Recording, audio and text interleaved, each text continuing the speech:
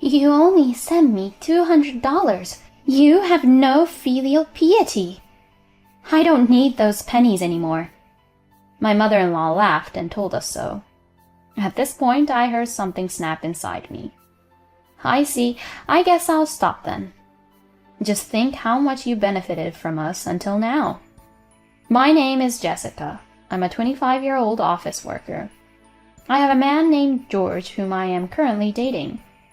I met him through a mutual friend and we both like to exercise, so we went to the gym and played tennis together, which brought us closer, and we started dating. He's very kind, and just being with him makes me feel positive. We started living together a few months after we started dating, and he is also amazing at housework. This fried chicken is delicious. I put some spice in it. That's why it's a little spicy. Not like regular fried chicken. Wow, that's great! He has an inquisitive mind, and it shows in his cooking.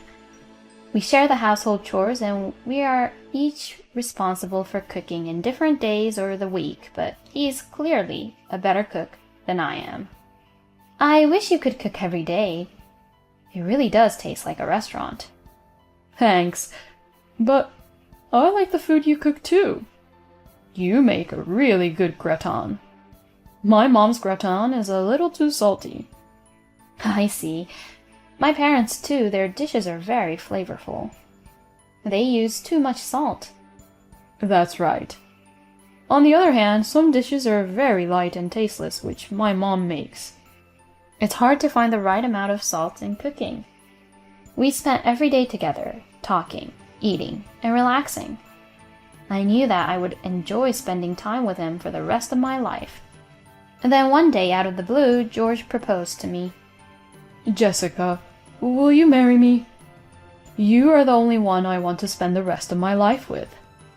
George. He pulled out a ring and showed it to me. I was so happy I cried. Yeah, of course, and accepted the proposal. I was really happy and experienced growth and happiness. My heart was filled with excitement at the thought of becoming the best couple we could ever be and building a warm home together. Then we reported our marriage to each other's parents. My parents loved George very much, and they got closer immediately. I also have a younger brother who is 5 years younger than me, and he also loves him. I always wanted a big brother, so I'm glad George is marrying my sister. They exchanged contact information and went to the batting center on their days off. So I was surprised at how quickly they got to know each other. And next, we went to meet his parents. George's parents live in a rural area, so we took a plane on our day off and headed to his hometown. I know it's rural compared to New York. But I think it's a nice place with clean air. Really? Thank you. I was enjoying the scenery of his hometown from the window while riding the train. Finally, we arrived at his parents' house, and as soon as I stood in front of the house, I started to get very nervous. Would I be okay? Would they like me? When I anxiously asked him that, he replied, Don't worry about it. My parents are very kind to all comers. He rang the doorbell, and his parents opened the front door and welcomed me. Oh my, you've come a long way. Nice to meet you. My name is Jessica. You are so pretty. We're the parents of George. Oh yes, please come up. We don't want to stand around and talk. Thank you. His parents greeted me very warmly. Do you want some tea cakes? Or do you want a drink? Tea cakes, please. You don't have to be shy at all. If you want, we might as well get steak delivered and start a party. Mom, Dad, you're a little too excited. It's still daytime, so let's just relax with tea cakes for now. Yes, let's do that. His parents were cheerful and very pleasant people, just like George. His father runs a small business and is well known in the area. However, he does not want to force his son to take over the business and says that George can live his life as he likes. So, George went to college in New York and then went straight to work for a company there. Still, I thought to myself, maybe someday he will follow in his father's footsteps. Then, we will live in this area. It's very peaceful here, and as I said before, the air is clean. So, it would not be bad to live here. Thanks to his parents, who were cheerful people, we had a very pleasant conversation. It was lunchtime, so we ended up having steak delivered and some delicious wine. His parents became even funnier with alcohol, and I laughed the whole time. We had such a good time that it was hard to believe I came here to say hello for the first time. A few weeks later, we had dinner at a hotel restaurant for a meeting of both families. Hi, we are George's father and mother. Nice to meet you. I'm Jessica's father and mother. Both of our parents got to know each other quickly, and the meeting proceeded in a relaxed atmosphere from start to finish. We then had a happy wedding. We invited many of each other's friends, colleagues, and relatives, and the big ceremony became a memory that will last a lifetime. My parents cried when they saw me in my wedding dress. George, please, take good care of my daughter. Seeing my dad say that with tears in their eyes, I couldn't help but cry as well. Seeing us, my mother and George's parents also cried, but my brother was cheerful and said, Everyone, stop crying and smile, and took pictures of us. Later, I was shown a picture of that moment, and it was funny, because everyone's eyes and nose were red and tearful. Looking at it with George, we laughed. That's the best memory I have. Then George and I started our new married life as husband and wife. Since we were living together, there were no major changes in our lives, but it was still very exciting and fresh, just to be newlyweds. We were very happy, supporting each other. It really is true that the good times fly by, and we realized that 2 years had already passed since we got married. After 2 years, we were still in love as ever, but something sad happened to us. It was the death of my father-in-law. The cause was acute heart failure.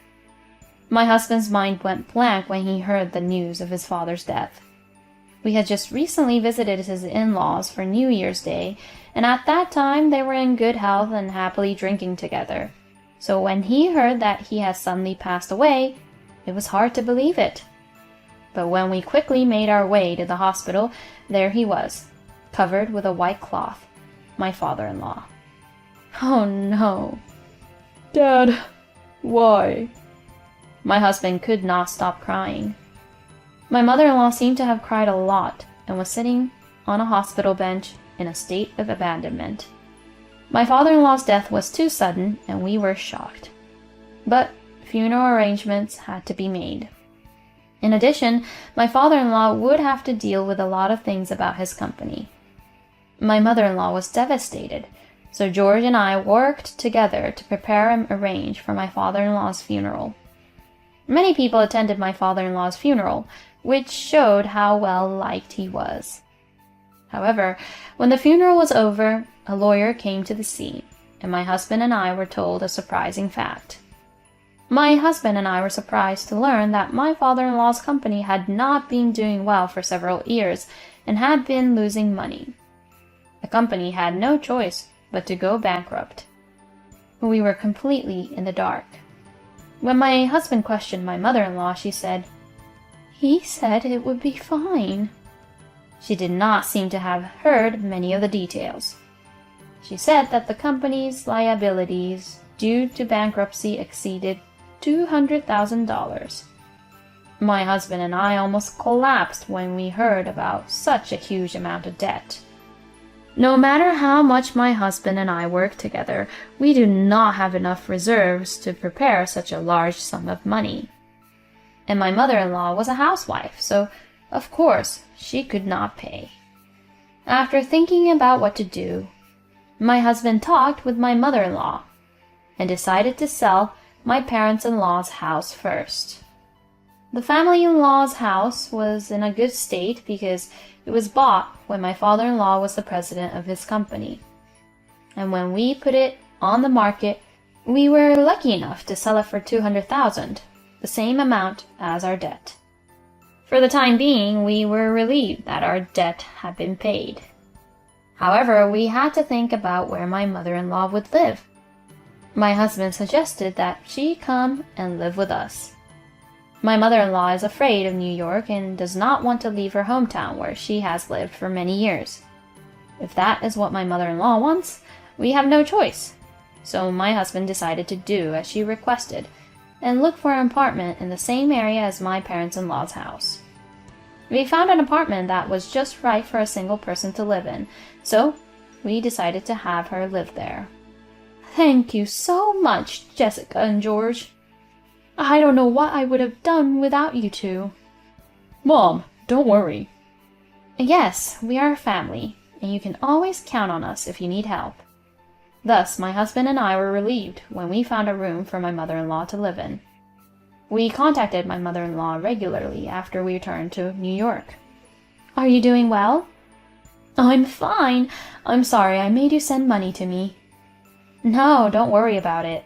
I'm sorry that the amount is so small. No, don't say that.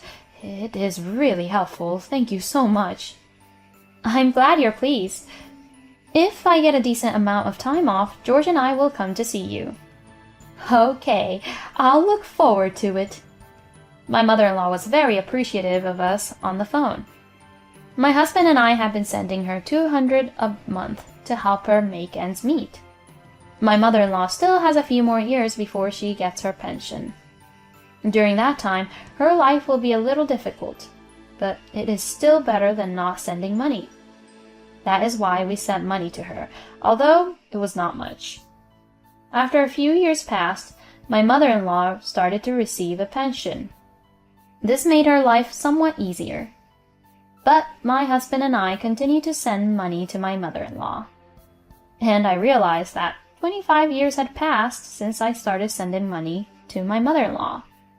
I was 25 years old when my husband and I got married, but it has been 27 years since we got married, so I am now 52 years old. My mother-in-law, who gave birth to my husband when she was 20, is now 72 years old, and I felt that a long time had passed. And then one day I received a phone call from my mother-in-law. How are you? Jessica, I called you today to ask you for a favor. What is it? Well, actually, my life has been pretty difficult. You see, prices have gone up and things are getting more expensive. That's right. So, I want you to increase my monthly remittance from $200 to $500. $500? I was surprised. That's too much. That would be difficult. Why? You guys have been working in New York for years, so you must be making a good living. I heard that. I heard that wages in New York are much higher than in the countryside. So what's the point of not being able to send more money to me? I was surprised at how aggressive my mother-in-law was. Oh, wait a minute. I can't make a decision on my own, so let me consult with George. Please let me discuss this with George and I will contact you. When I said this, my mother-in-law agreed with me for the time being.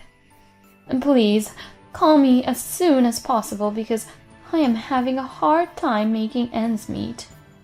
With that, my mother-in-law hung up the phone. I was perplexed and reported this to my husband when he came home from work that day. What? My mom said that? Yeah, she seemed a little different from the way she used to be. I see, but 500 is not possible. We have a child and he is in junior high school now, and we are going to have to pay for school expenses. Yeah, we're still sending money to her, even though it's pretty tight right now.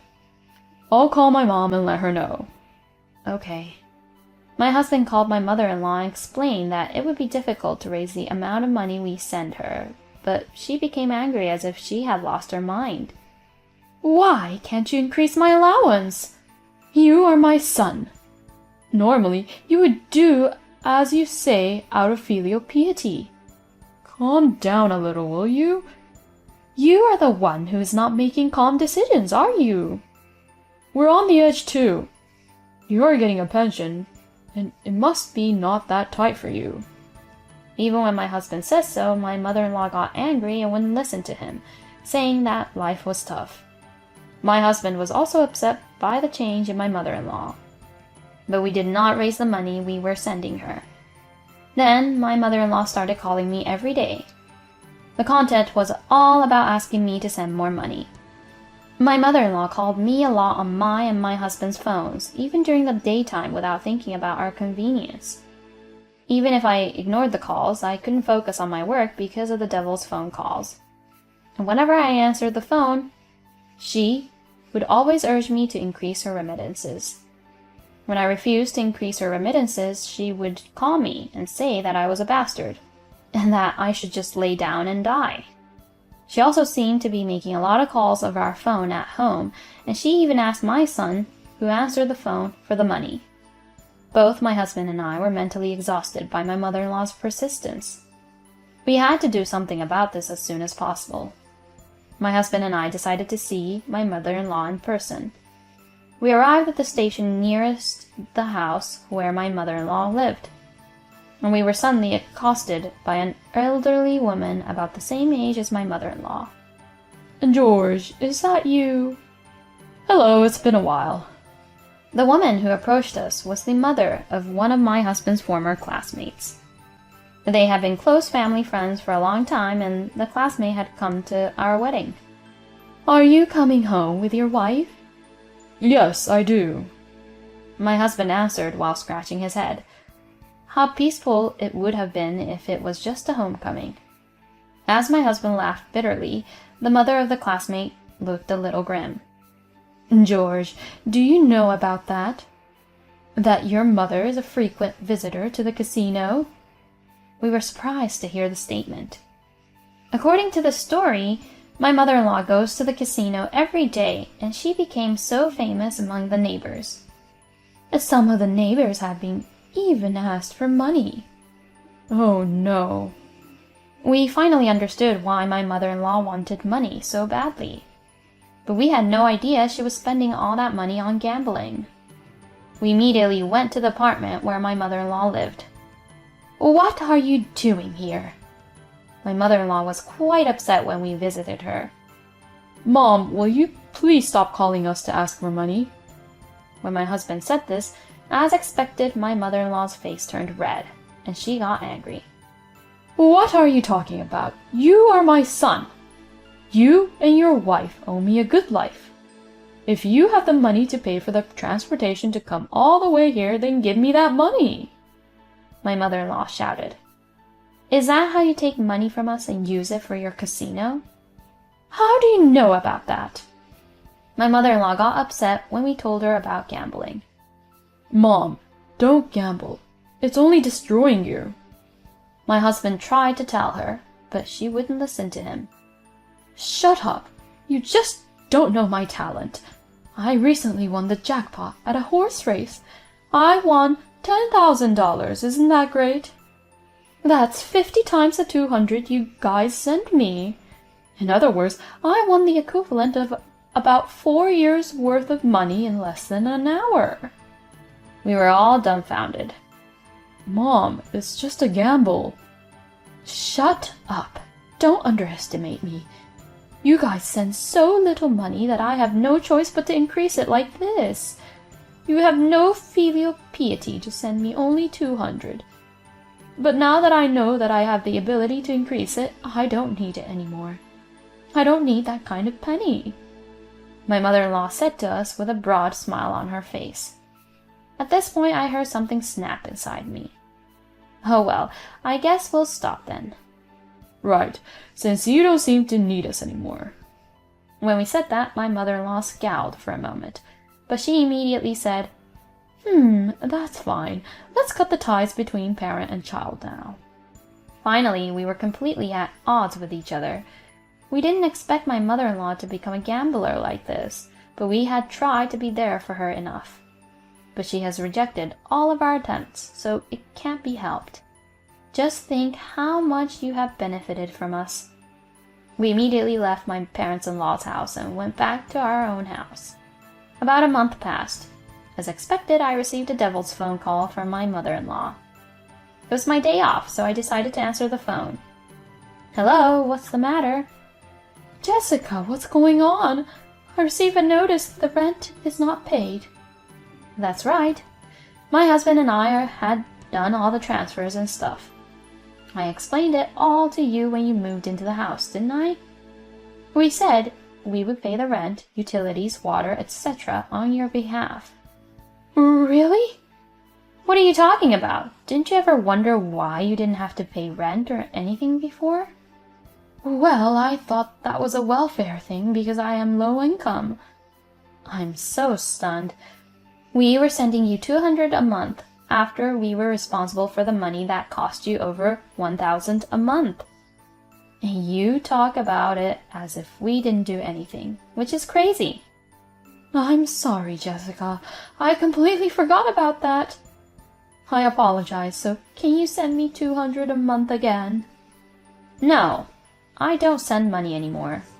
Besides, now that you have the $10,000, you can live on it for a while, right?" "Well, that's the thing. I thought I could increase it a little more, so I put half of the $5,000 into horse racing, and it was gone in an instant." "Really? But my husband has told me that I don't have to send money or support you anymore.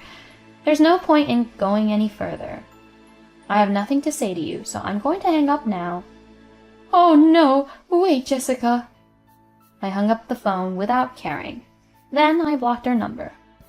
When I told my husband as he came home from work, he was stunned. "I blocked the calls too, so you don't have to worry about it anymore," he said. Then, according to my relatives, my mother-in-law couldn't stop gambling, got into debt, and was evicted from her house because she couldn't pay the rent and other bills. She then turned to all her relatives, but they all rejected her, saying that no one wanted to keep such a gambler in the house. I don't know what my mother-in-law is doing now, but she may be being hounded by debt collectors. But it's none of our business anymore. It's all my mother-in-law's own fault. On the other hand, now that my husband and I no longer have to support my mother-in-law's lifestyle, we have more money to spare and can start saving for our son's future school expenses. We will continue to live in harmony and support each other as a family. Jessica and her husband have provided a great deal of support up until now, but she is a terrible mother-in-law to blame them and forget the benefits of that support. And she deserves it for getting addicted to gambling and getting into debt. I hope Jessica and her husband and son live happily together from now on.